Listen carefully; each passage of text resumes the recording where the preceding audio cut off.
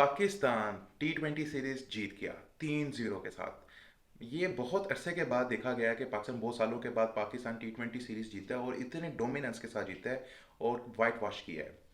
और पाकिस्तान ने पहले टॉस जीत के पहले आज बैटिंग करने का फैसला नहीं किया, आज बॉलिंग करने का फैसला किया। और बॉलिंग करने का फैसला शुरुआत में तो यही लग रहा था कि पाकिस्तान नहीं कर सकेगा। बहुत मारे गए बंगाली जो हैं, बड़ा अच्छा स्टार्ट लिया था बांग्लादेश ने। और 196 स्कोर किया, 197 रन का टारगेट दिया बांग्लादेश ने। पाकिस्तान ने वो बहुत आसानी के साथ चेस कर लिया। मोहम्मद हारिस, सैम अयूब, लव यू, बहुत बेहतरीन बल्लेबाजी साबित किया कि ये जो यंग टीम है ये बड़ा सा बड़ा टारगेट सेट करके भी दे सकती है और बड़ा से बड़ा टारगेट चेस भी कर सकती है। और ये नज़र आ रहा है, ये ऐसा ही होना चाहिए कि जितने अब सीनियर प्लेयर्स हैं T20 में उनकी अब जगह नहीं बन रही, पर जो न्यू प्लेयर्स आ रहे हैं, जो PSL से हमें टैलेंट मिला है, वो प्रूव करके दिखा रहा है कि why we are the main part of the T20 cricketing. Pakistan ने 3-0 से बांग्लादेश को हरा दिया। बहुत सालों के बाद पाकिस्तान ने कोई T20 सीरीज जीती है और इतने डोमिनेंस के साथ जीती है 3-0 से। और वाइट वॉश किया है बांग्लादेश को। और बंगालियों ने बड़ा अच्छा स्टार्ट किया था, पर उनकी पार्टी ख़राब करने के लिए दो खिलाड़ी काफ़ी थे, जो कि सैम अयूब और मोहम्मद हारिस। पहले बात करते हैं टॉस की, कि टॉस पाकिस्तान ने जीता और आज के मैच में उन्होंने पहले फील्डिंग करने का फैसला किया। थोड़ा सा उन्होंने चेंज भी किया, हारिस रऊफ नहीं खेल रहे थे तो अब्बास फरीदी खेल रहे थे। और उन्होंने बहुत बेहतरीन बॉलिंग करवाई कि उनको चांस मिला और उन्होंने उसका अवेल किया। बांग्लादेश ने पहले बैटिंग का शुरुआत की और बड़ी धुआंधार बैटिंग की उन्होंने। तकरीबन 10 ओवरों में 100 स्कोर कर लिया था उन्होंने। और 110 रन्स की उनकी ओपनिंग पार्टनरशिप रही। पर उसके बाद पाकिस्तान ने जिस तरह से शुरुआत में स्कोर खाया, पर एंड पे आके उनको कंट्रोल कर लिया। अगर देखा जाए 196 स्कोर किया है, हेल्दी स्कोर है। पर यहाँ पर भी कम से कम ये मेरे ख्याल से जिस तरह का इनका स्टार्ट था और मिडल में आ गए थे जिस स्टेज पे थे, तो लग यही रहा था कि 220 इजीली बांग्लादेश यहाँ पर कर सकती है। पर लास्ट जो डेथ ओवर्स के 5 ओवर्स थे, पाकिस्तान ने बेहतरीन बॉलिंग करवाई और सिर्फ 46 स्कोर दिया।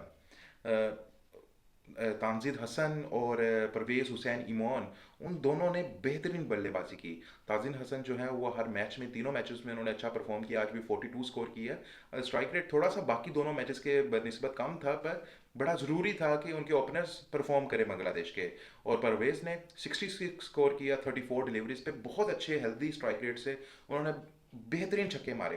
क्योंकि ओपनिंग ओवर हमारे सैम यूब ने करवाई और आते साथ ही चौका खाया। और जो ट्रिक होता है कि स्पिनर्स को ओवर देनी चाहिए, जैसे इमाद वसीम करवाते रहे हैं, वो इकोनॉमिकल भी रहते रहे हैं और विकेट भी लेते रहे हैं। खैर वो फिटनेस की वजह से आउट हो गए, फिर उन्होंने रिटायरमेंट ले ली।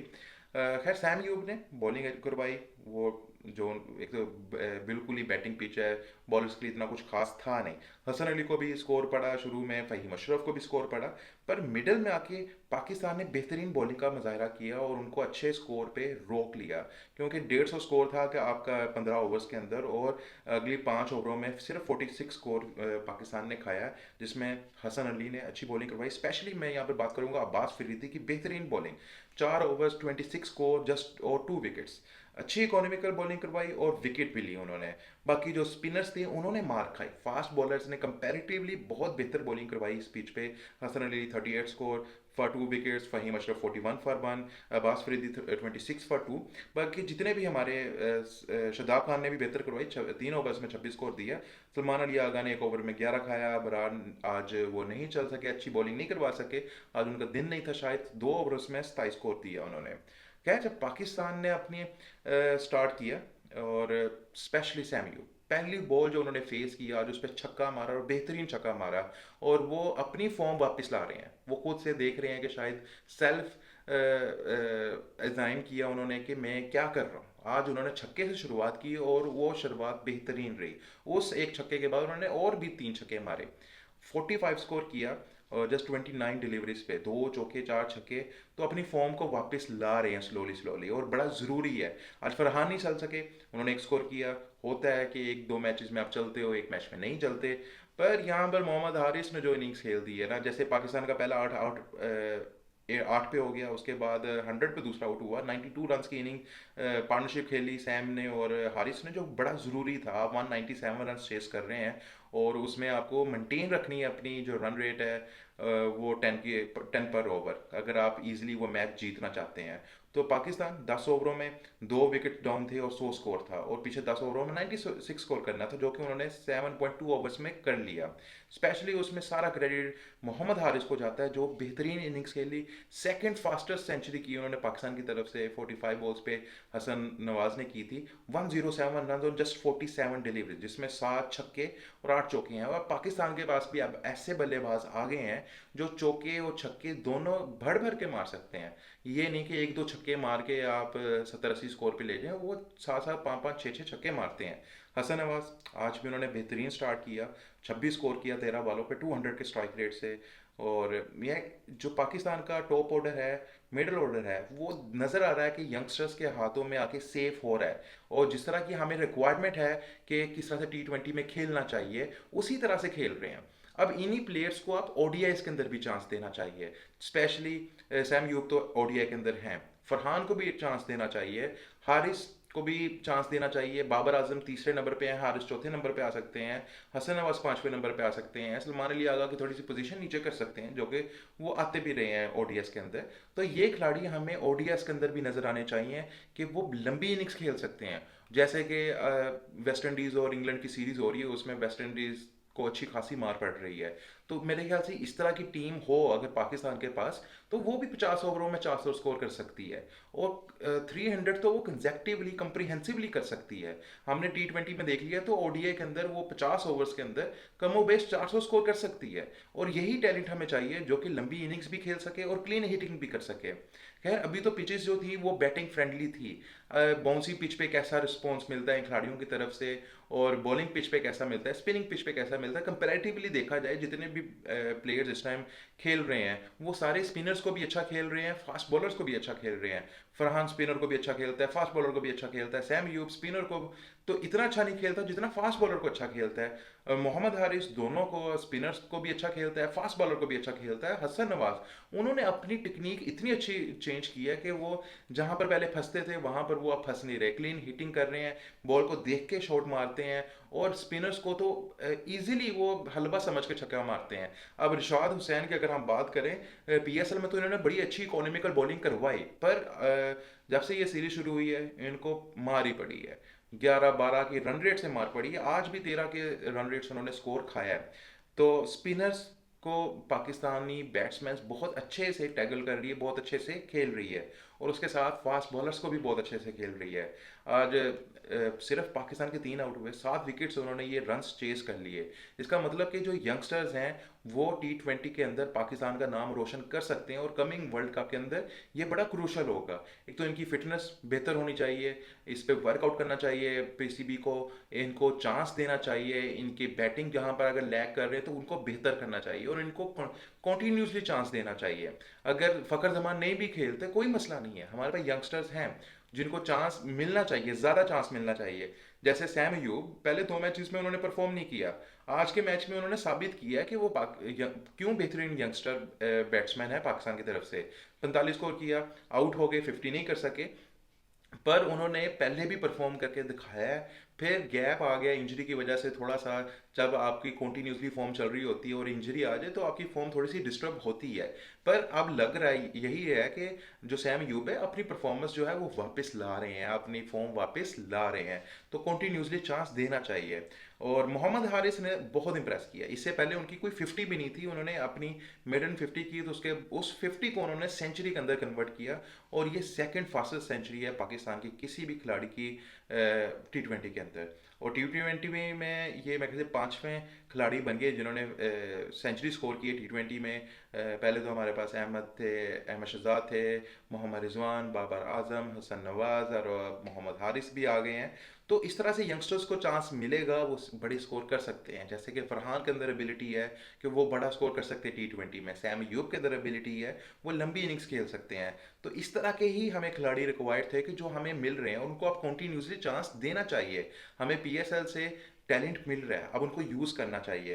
अब्बास फरीदी ने आज बॉलिंग में बहुत ज़्यादा इंप्रेस किया, उनको चांस मिला, उन्होंने आउटस्टैंडिंग वेरिएशन करवा के बॉलिंग करवाई है जहां पर बैट्समैन फंसे हैं। सिर्फ 26 स्कोर किया है, मोस्ट इकोनॉमिकल बॉलर रहे हैं वो आज के इस मैच के अंदर। और अगर हम बांग्लादेश की बॉलिंग लाइनअप की बात करें तो सिर्फ मेहदी हसन उन्होंने अच्छी बॉलिंग करवाई थी। सिर्फ उन्होंने भी 26 स्कोर दिया, 2 विकेटें ली 3 ओवर्स के अंदर। बाकी जितने भी बॉलर्स थे उन्होंने अच्छा खासा स्कोर कराया है। और खलील अहमद है जो कि 10 से उनकी इकोनॉमी कम है, बाकी हर बॉलर की जो इकोनॉमी है वो 10 प्लस ही रही है, इवन 11 प्लस रही है। तो बांग्लादेश खैर इस पिच पे बॉलर्स के लिए इतना खास कुछ था भी नहीं कि वो रेजिस्ट कर सकते। पर बांग्लादेश को भी उनकी मैनेजमेंट को देखना पड़ेगा कि वो कहाँ पर लैग कर रहे हैं। कोई स्पेशलिस्ट बैट्समैन नहीं बना सके या स्पेशलिस्ट बॉलर नहीं बना सके वो इस लिमिटेड फॉर्मेट के लिए। और पाकिस्तान की ये लाइनअप मेरे ख्याल से अगर इनको उठा के ओडीआई के अंदर भी बिठा दिया जाए इसी लाइनअप को, तो ये बेहतरीन, ये 300 350 400 स्कोर इजीली कर सकती है। तो पाकिस्तान की मैनेजमेंट को चाहिए कि अपने अब यंगस्टर्स को बैक करें। अगर कोई सीनियर प्लेयर है तो उसको रेस्ट दें आप, साथ साथ उनको भी चांस देते रहें, उनको भी खिलाते रहें, और अपने यंगस्टर्स को भी राउंड में लाते रहें कि उन वो मैचेस खेलते रहें, वो उन पे जंग ना लगे। ठीक है, ये ना करें कि अगर एक सीनियर प्लेयर है, वो 5 मैच की सीरीज है, वो पांचों मैच खेले, उसकी जगह 3 मैच खिला दें, 4 मैच खिला दें, 1-2 मैचेस में यंगस्टर को चांस देना चाहिए। और पाकिस्तान की ये ओडीआई टीम भी बन सकती है, उसमें बाबर आजम होंगे, तो यंगस्टर्स के लिए मजीद फ़ायदा होगा कि लंबी इनिंग्स कैसे खेलनी है, पिच के अकॉर्डिंग कैसे खेलना है। और मज़ा आ गया आज वैसे मैच देखने का। और बेहतरीन स्टार्ट किया पाकिस्तान ने, जैसे कि चेस का स्टार्ट होना चाहिए। 8 पे पहला आउट हो गया, मेन खिलाड़ी आपका ओपनर आउट हो जाए, उसके बाद वैसे ही पाकिस्तान टीम प्रेशर में आ जाती थी।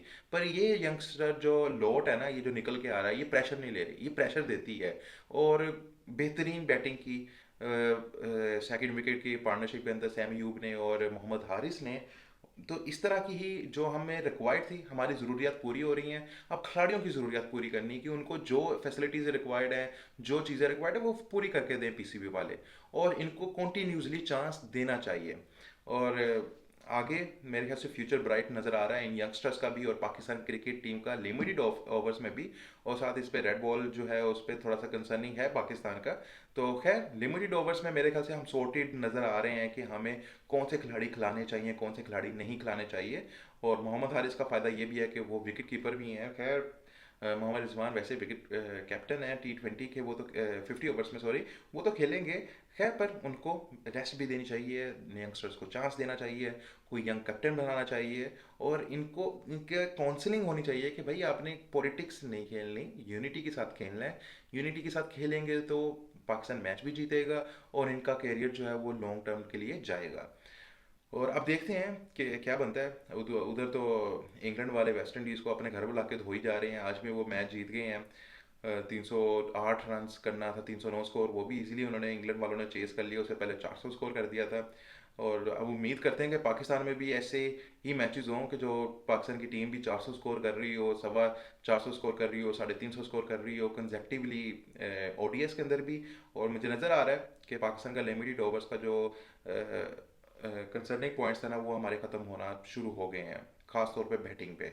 और पाकिस्तान के पास अच्छा टैलेंट है, स्पेशली हसन नवाज बहुत ग्रो किया, बहुत मेच्योरिटी दिखाई है उन्होंने। और चांस देना चाहिए कॉन्टीन्यूसली आप यंगस्टर्स को, उनको बैक करना चाहिए। और हमारे चैनल को भी आप लोग बैक करें, हमारे चैनल को सब्सक्राइब करें, और कमेंट सेक्शन पे अपनी राय से हमें ज़रूर रखा करें। तो अगली वीडियो के लिए हमें इजाज़त दें। अगली वीडियो हम इंशाल्लाह पीएसएल के ऊपर बनाएंगे कि पीएसएल में फ्यूचर में क्या होने वाला है और ये पीएसएल हमारा कैसा गुजरा है। तो अल्लाह हाफिज़।